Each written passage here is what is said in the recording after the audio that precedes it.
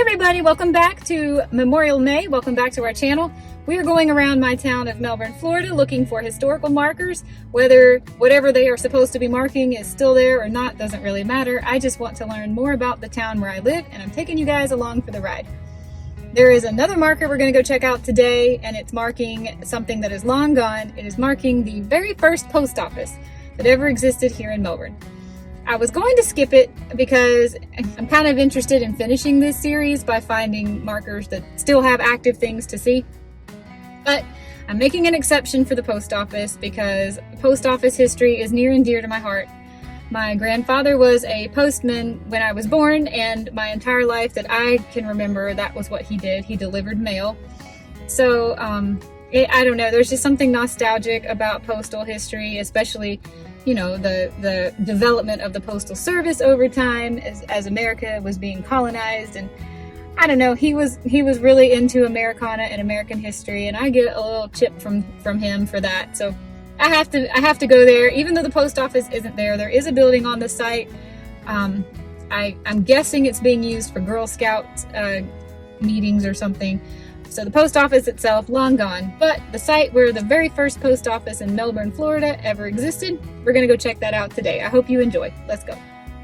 Today's historical marker is located in a public waterfront park called Front Street Park in Melbourne, Florida, close to the Highway 192 causeway that would take you from the mainland over the Indian River Lagoon towards the barrier island town of Indialantic. In the late 1800s, residents conducted much of this area's commercial activity in wooden buildings clustered around Front Street, just north of the harbor. Several piers jutted out into the lagoon to receive goods and travelers. Even in the evenings, the downtown activities lit up the shoreline as the steamboat Rockledge arrived with passengers. The area thrived primarily for three reasons: the railroad, built in 1893, its advantageous location on the Indian River Lagoon, and the adjacent port in Crane Creek, where farmers could transport produce to profitable markets economically.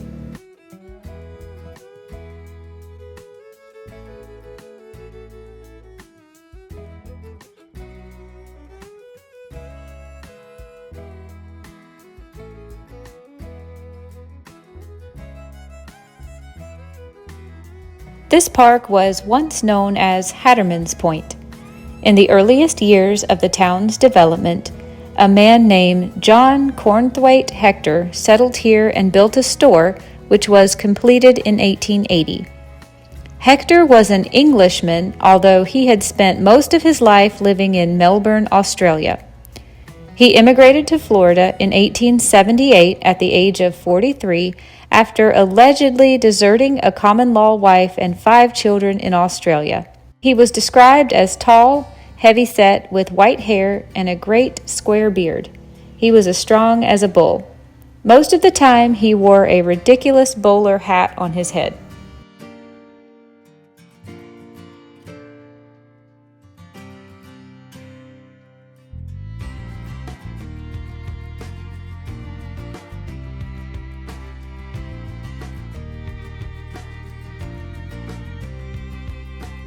A name was needed for this burgeoning pioneer community because a post office was being established to serve families in the area. Hector became the area's first postmaster, and it was decided with a drawing of straws what to name the new community.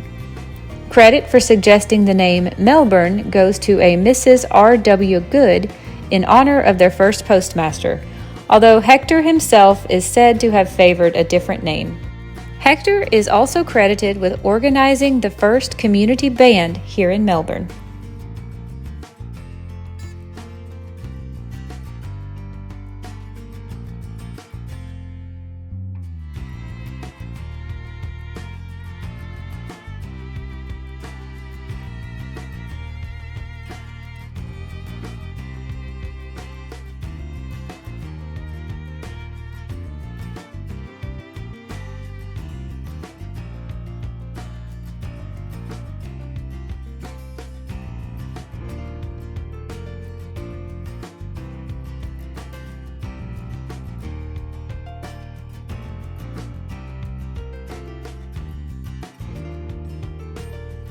In December of 1888, 23 qualified electors gathered to create the Village of Melbourne by a spoken vote, gaining the benefits provided to towns under Florida law. By evening, those pioneer settlers had elected their first officers and had settled on a corporate seal depicting a pineapple plant along with a crane and a palmetto tree.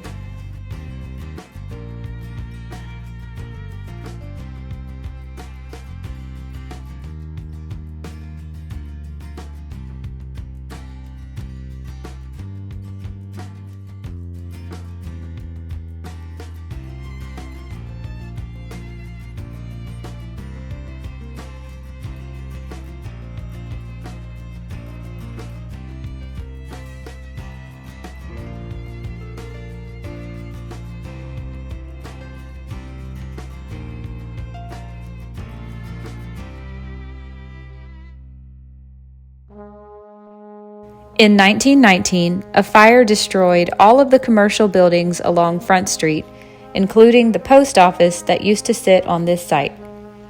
A few years later, during the 1920s land boom, the commercial district reemerged, but this time a few blocks away on New Haven Avenue closer to the railroad.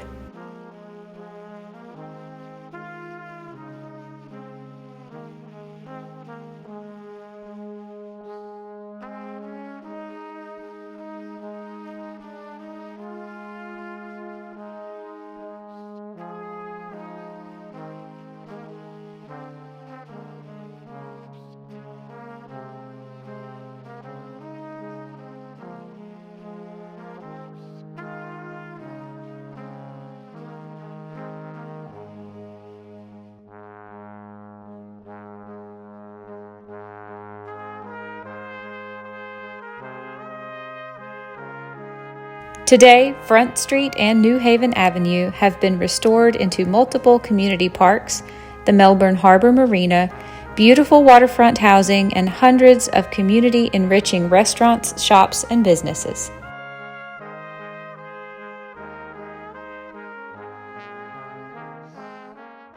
All right, everybody, I hope you enjoyed seeing that. Front Street Park is gorgeous. About a little over a year ago, I walked a half marathon with a friend of mine. It was my first experience wearing barefoot shoes for a long period of time. And I had a really great experience doing the half marathon. And we started and ended in Front Street Park. So when I knew that I knew where this post office used to be located, and I also have just a personal connection to, postal history because of my grandpa, I knew I had to go. I had to see it, even if there's nothing to see. I hope you enjoyed this video, and I hope you're enjoying this series. I'm having the time of my life making them. You win some, you lose some. Sometimes all you see is a wooden post in the ground, and other times you see really cool things. But this one, I just had to cover it just because it's a post office. Guys, I'll see you another day in another video. Thank you so much for watching. I hope you're enjoying.